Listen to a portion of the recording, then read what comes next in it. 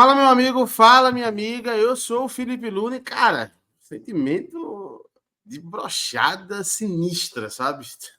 Porque realmente o esporte tinha um jogo na mão, essa que é a verdade. Tinha uma possibilidade muito grande com esse jogo aí de encostar de vez no Santos e passar já na próxima rodada, que já começou, mas por vários erros, por várias faltas de objetividade dentro do jogo, sabe? Por alguns lances meio estranhos, sabe? Uma partida que eu posso colocar como muito estranha. O Sport perde para o Operário e diga-se de passagem, tá? Um Operário muito valente, um Operário muito guerreiro, que soube o momento certo de ser letal contra o esporte e conseguir uma vitória importantíssima para as pretensões do Operário. Eu vou estar falando sobre a derrota do esporte para o Operário em plena Ilha do Retiro, com mais de 26 mil torcedores, tá? Antes de mais nada, se você quiser dar essa moral, se inscreve aqui, que realmente pedir inscrição sei que é chato. Cara, o esporte começa o jogo com um desfalque que, para mim, foi um grande problema no primeiro tempo que o Sport levou o gol, que foi a do Rafael Thierry, que já era esperado. Afinal, o Rafael Thierry estava suspenso pelo terceiro cartão amarelo, mas eu acho que existiu um erro do Pepa, sabe por quê? Porque ele colocou, de todos os zagueiros do Sport, o último que vinha numa fase muito ruim, que era o Luciano Castan. E eu não quero com isso aqui colocar, eu não quero colocar aqui a culpa no Luciano Castan, até porque não foi de fato. Mas no primeiro tempo foi muito prejudicial. Por quê? O Sport começa o jogo e o Operário começa numa marcação muito forte, muito frenética, inclusive essa marcação foi do primeiro até o último minuto, diga-se de passagem, tá?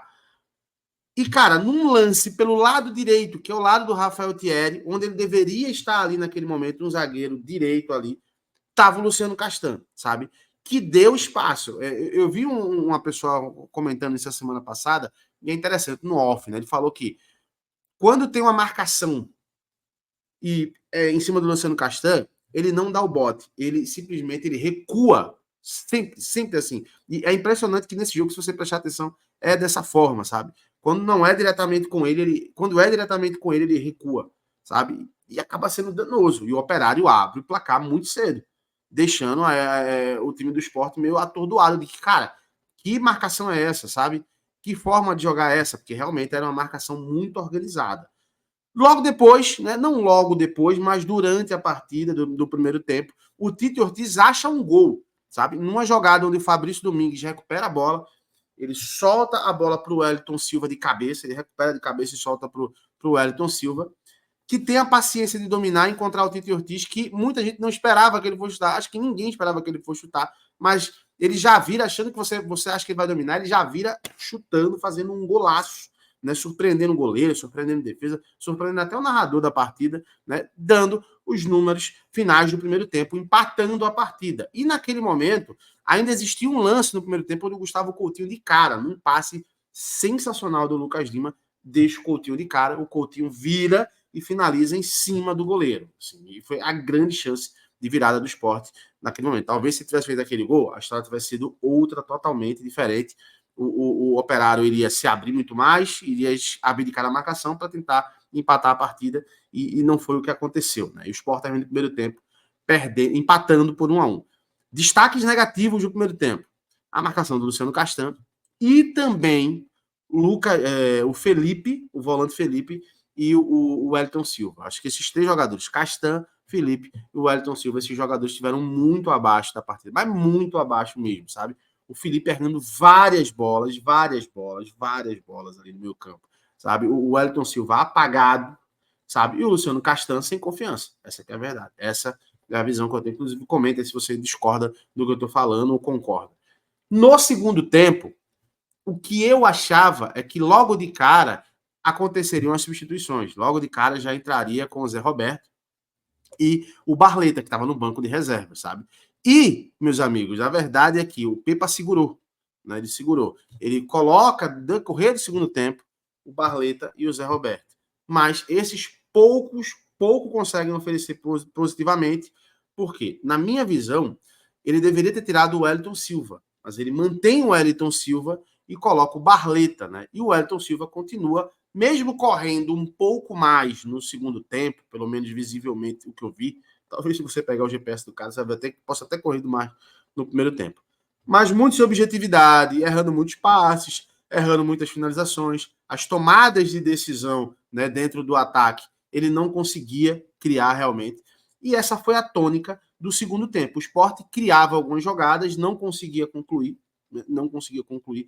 Essa é que é a verdade. E aí aquele ditado, meu querido, aquela primícia do futebol, né? Quem não faz, leva. No final da partida, num contra-ataque, o Operário foi lá e deu números finais da partida, fazendo 2-1 para o Operário. Uma vitória importantíssima para o Operário e uma vitória danosa demais para o Sport, que poderia, nesse momento, né, estar igualado na pontuação do Santos, porque o Santos perdeu para a Chapecoense.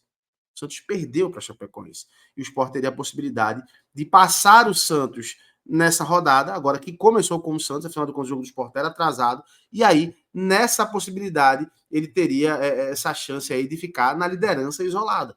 Né? Só que agora a coisa complicou, porque a gordura que o Sport tinha para queimar, queimou. Agora, nesse momento, ele tem a mesma pontuação, o mesmo número de jogos que todos os clubes, né? Dentro das rodadas que já tinham acontecido. Então, o Sport queimou uma gordura importantíssima. Nesse momento, eu estou gravando, né? O Sport é o terceiro colocado, com 53 pontos. Né? Não conseguiu ir para. Talvez se tivesse empatado, conseguisse até a vice-liderança. Talvez não, ficaria na vice-liderança.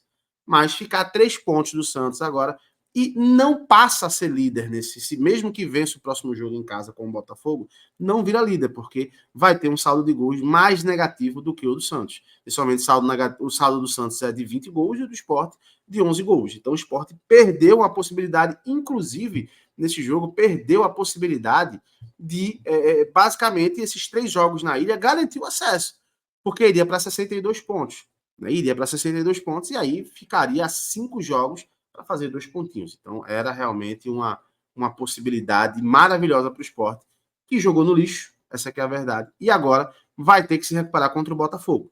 Não tem nada perdido ainda, pelo contrário, o Sport ainda está bem na Série B, né? Perdeu a primeira derrota do técnico Pepa, acho que tem também muito o dedo do técnico Pepa nisso, pela entrada do Castan, eu não teria colocado o Castan com o Chico.